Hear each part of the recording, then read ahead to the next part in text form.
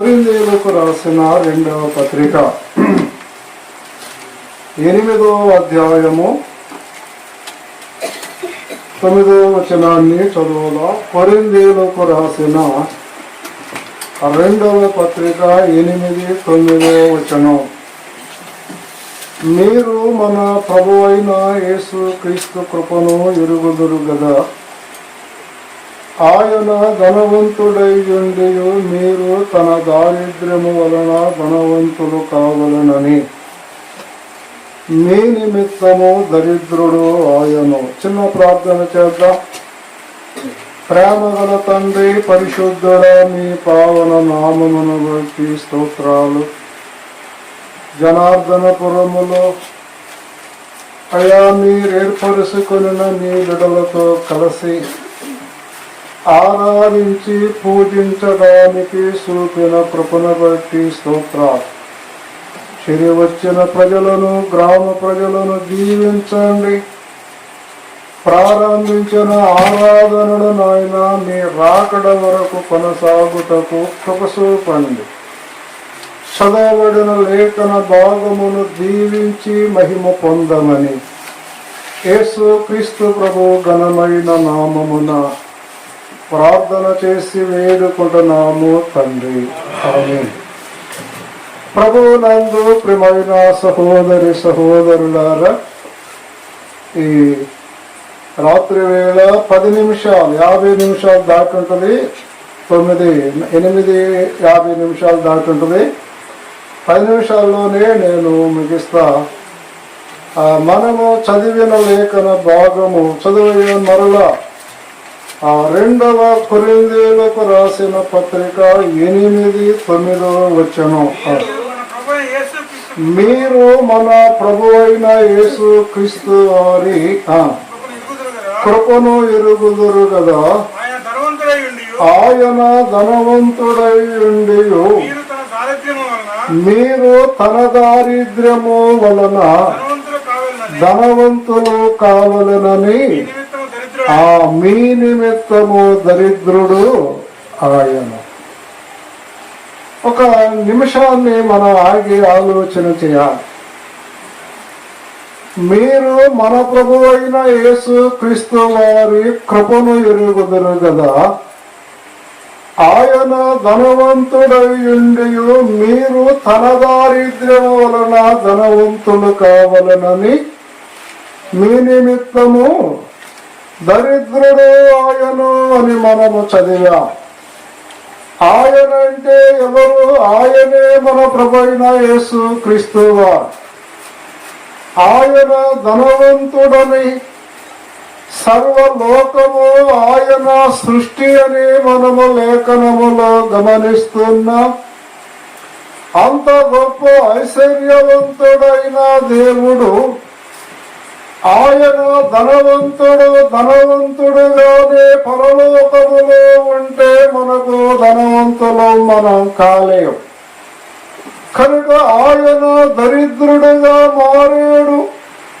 దరిద్రులమైన మనలను ధనవంతులుగా ఆయన మార్చుకొని తిరిగి మరలా ఆయన సన్నిధిలో, ఆయన రాజ్యములో మనలను కూర్చుండ పెట్టుకోవటానికి ఆయన దరిద్రుడుగా మారెను అని మనము గమనిస్తూ ఉన్నాం.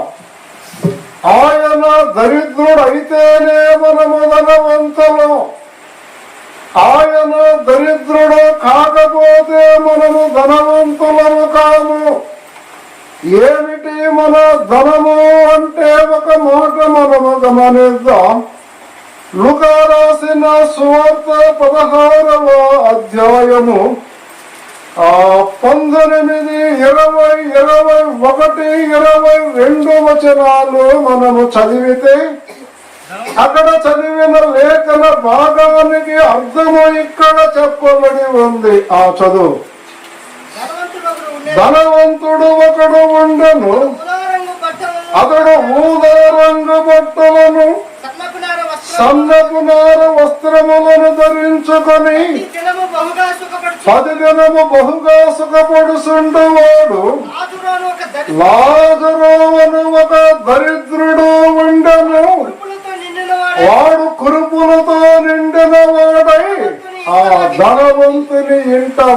బయట పడి ఇక్కడ కూడా ఒక ధనవంతుడు ఒక దరిద్రుడు మనకు కనబడుతూ ఉన్నాడు. ధనవంతుడు ఏం చేస్తూ ఉన్నాడు? సన్నపు నార బట్టలు, ఊదా రంగు వస్త్రములు, భోజనపు బల్ల పైన భోజనము చేస్తూ ఉన్నాడు, ఐశ్వర్యమును అనుభవిస్తూ ఉన్నాడు. అదే ధనవంతుడు ఇంటి గోడ పక్కన పడి ఉన్నాడు ఒక దరిద్రుడు. ఆ దరిద్రుడు ఏం చేస్తూ ఉన్నాడు? ఈ ధనవంతుడు భోజనము చేస్తూ ఉంటే రాలిపడి కింద పడిన ముక్కలు ఏరుకొని తింటూ ఉన్నాడు ఈ దరిద్రుడు పిల్ల. అయితే ఏం జరిగింది? అదంతా టైంలో 22వ వచనము చదువు. 22 ఆ దరిద్రుడు చనిపోయి దేవదూతల చేత అబ్రహాము రొమ్మున ఆనుకొనుటకు కొనిపోబడను అన్నాడు. దరిద్రుడేమయ్యాడు? చచ్చిపోయాడు. ఏడకు అన్నం లేదు, కప్పుకోవడానికి దుప్పట లేదు, దేహమంతా బాగులేదు. వాడు తిరుగో పడి ఉన్నాడు. తరువాత సరిపోయాడు. సరిపోయిన తరువాత ఏమైనది అంటే ఏమన్నాడో మాట చదవయ్యా. అతడు దేవదూతలు వచ్చి అబ్రహాము రొమ్మున ఆనుకొనుటకు తీసుకొని పోయను అనే మాట చదువుతూ ఉన్నా. దేవదూతలు వచ్చాయి. దరిద్రుడు సరిపోతే దేవదూతలు దిగి వచ్చేరండి. ధనవంతుడు సరిపోతే తెచ్చి కింద ఎత్తి పడేస్తూ ఉంది. లోకం మంచం మీద కూడా పెట్టరండి. లోకంలో ఏంటంట? ఎందుకు పెట్టరు? అయిపోయింది. వాడు దరిద్రుడైపోయాడు కనుక కింద పడేసారు అంతే. ఈ కింద పడి ఉన్న దరిద్రుడు ధనవంతుడుగా మారాడు కనుక పరలోకము నుండి దేవదూతలు దిగి వచ్చాయి. అప్పుడు నాకు ఊదా రంగు వస్త్రములు ధరించుకొనిన ఆ ధనవంతుడిని ఎత్తి కింద పడేసేరు. ఆ పక్కన పడేసి తర్వాత తీసుకొని వెళ్ళి నుప్పేసి తగలబెట్టేరు పిల్ల. ఈ దరిద్రుడు కొరకవచ్చేరు. పరలోకము నుండి దేవదూతలు దిగి వచ్చారు. ఆ దరిద్రుడులో వారు తీసుకొని పరదేశకు తీసుకొని వెళ్ళి అబ్రహాముకు అప్పగించాడు. ధనవంతుడు చనిపోయాడు. పాతాళములో పడ్డాడు. పాతాళములోనే ఒక ప్రత్యేకమైన సేఫ్ ప్లేస్, ఒక మంచి ప్లేస్ అక్కడ ఉంది. అదే పరదైసు. ఈ పరదైసులో అబ్రహాము ఇంకా భక్తులు అక్కడ ఉన్నారు. వారి రొమ్మున ఆనుకొని ఉన్నాడు ఈ దరిద్రుడు. ధనవంతుడు పాతాళములో పడ్డ తర్వాత వచనం చదవయ్యా. ధనవంతుడు కూడా చనిపోయను, పాతి పెట్టబడును. అప్పుడు అతడు పాతాళములో బాధపడుసు కొనులెత్తి చూసి అబ్రహాము రొమ్మున ఆనుకొని లాజరును చూసి, తండ్రి అయిన అబ్రహాము నాయందు కనికరపడుము. ఈ అగ్ని జ్వాలల మధ్య నేను వేదన పడుచు ఉన్నానన్నాడు. పిల్లారా, ఇది చాలు మనకు. యేసు ప్రభువుని మనము నమ్ముకోవటానికి ఇది చాలండి. ధనవంతుడు వేదన పడుతూ ఉన్నాడు, దరిద్రుడు ఆనందిస్తూ ఉన్నాడు అబ్రహాము రొమ్మున. ఈ ధనవంతుడు యేసు ప్రభు ధనవంతుడై ఉండి భూలోకానికి దరిద్రుడుగా కలువరిలో మరణించాడు అనే సత్యాన్ని గ్రహించలేకపోయాడు ధనవంతుడు. తినటము, తాగటము, సుఖించటం, ఆనందించటము అనుభవించాడు గాని ప్రభువుని గురించిన సంగతులు వాడికి పట్టలేదండి.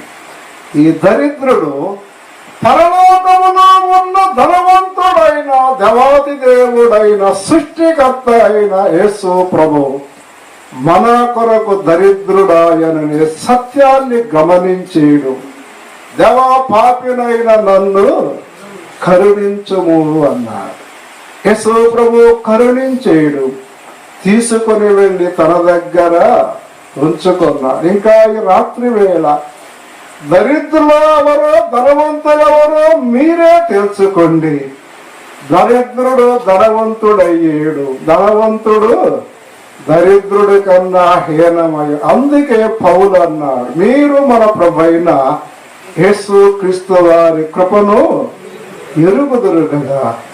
ఆ చదవయా, ఆయన ధనవంతుడయ్యుండి మీరు తన దారిద్ర్యము వలన ధనవంతులు కావాలనని మీ నిమిత్తము దరిద్రుడాయన. ఆయన దరిద్రత కలువరిలో, ఆయన దరిద్రత కొరడా దెబ్బలు, ఆయన దరిద్రత ఉమ్మివేతలు, ఆయన దరిద్రత పక్కలో బాగుపాటు, తలపైన ముండ్ల కిరీటం.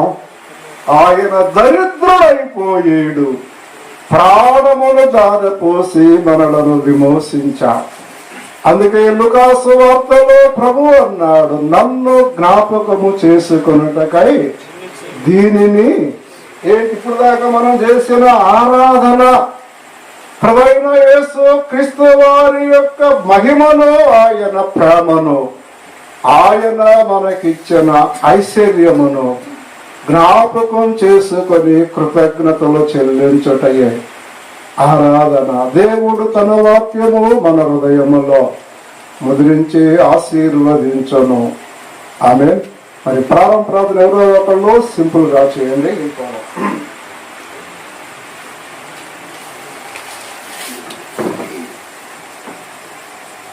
ప్రార్థన చేసుకుందాం. దయతో అందరూ తరలో ఉంచండి. ప్రేమగల మా ప్రియ పరలోకపు తండ్రి, పరిశుద్ధుడా, మీ నామానికి వందనాలు, స్తోత్రాలు. ఇందుదనుక మీ దాసు నిలుపుకొని శ్రేష్టమైన భాగం దరిద్రుడు ఎలాగు ధనవంతుడయ్యాడో, ధనవంతుడైన వాడు క్రీస్తు లేని ధనవంతుడు దరిద్రుడుగా మారిపోయాడు. ఆ స్థితులు, ఆ విషయాలు తేటగా మాకు అందించినందుకు వందనాలు. చేరువచ్చిన ప్రతి మీ బిడ్డను దీవించండి, మీ కృపలు ఆదుకోమని, ఇక్కడ ఏర్పడిన చిన్న మందను బహుగా బలపరచమని కృప చూపమని, ఈ కార్యక్రమంలో పాలు పంపులు పొందిన ప్రతి మీ బిడ్డను ఆస్వాదించమని యేసు ప్రభు అమూల్య నామమున ప్రార్థన చేసి వేడుకుంటున్నాము తండ్రి, ఆమేన్. ప్రభునందు ప్రియులారా, దేవుని మహాకృపను బట్టి ఈరోజు ఈ ఆరాధన కార్యక్రమం చక్కగా జరగడానికి ప్రభు కృప చూపాడు. ఎన్నో దినాలుగా మనం ప్రార్థన చేస్తున్నాం, ఈ స్థలంలో ఆరాధన ప్రారంభం చేయాలి అని. కనుక సోదరీలు ఎంతో ఆశతో ఆసక్తితో చేరి వచ్చి ప్రభుని ఆరాధించారు. అందును బట్టి ప్రభుని ఎంతగానో స్తుతిస్తున్నాం. ఇంకా బాప్తిసం తీసుకోవలసిన వారు ఉన్నారు, వారు కూడా సిద్ధపడితే ఓ రోజు బాప్తిస కార్యక్రమాన్ని ఏర్పాటు చేస్తాం. వారికి మీకు బాప్తిసం ఇచ్చి సంఘములో ఆరాధనలో కలిపి ప్రభుని ఆరాధించేటువంటి స్వాతంత్ర్యాన్ని మీకు కలుగు చేస్తాం. కనుక గుర్తించండి. మరి మన ప్రియులు మస్తాన్ గారి కుటుంబం కోసం, వారి గొర్రెల మందలు క్షేమం కోసం ప్రార్థన చేయండి. ప్రతి ఆదివారం ఈ స్థలంలోనే ఆరాధన జరుగుతుంది. ఇంతమంది రాలే, ఇద్దరు లేక ముగ్గురు వస్తారు, ఇద్దరే వస్తారు, ఆరాధన జరిగిస్తారు. కనుక పెందల కడ సిద్ధపడి ఆ సమయానికి చేరి వచ్చినట్లయితే ఉదయం 11 గంటలకే ఆరాధన ప్రారంభం చేసి క్లుప్తంగా ముగించి మరి మీకు వాక్యం చెప్పి తిరిగి మరలా మేము వెళ్ళిపోవాలి. కనుక ప్రతి ఆదివారమున ఇక్కడ ఆరాధన జరుగుతుంది. అలాగన సిద్ధపడి రావాల్సిందిగా ప్రేమతో మనవి చేస్తున్నాం. మరి ఇంకెవరైనా ప్రభు నమ్ముకోవాలని నమ్మని వారు, నమ్ముకోవాలని ఆశ కలిగి ఉంటే ముందుకు రండి, మీకోసం ప్రార్థన చేస్తాం. నమ్మిన వారు బాప్తిసం తీసుకోవాలని సిద్ధపడి ఉంటే చెప్పండి, ఒకరోజు నిర్ణయించి బాప్తిసాలు కూడా ఇస్తాం. మరి సమయం చాలా అయింది కనుక భోజనాలు ఉన్నాయి, అందరం లేచి భోజనం చేసి సెలవు తీసుకుందాం. అందరికీ ప్రేమ వందనాలు.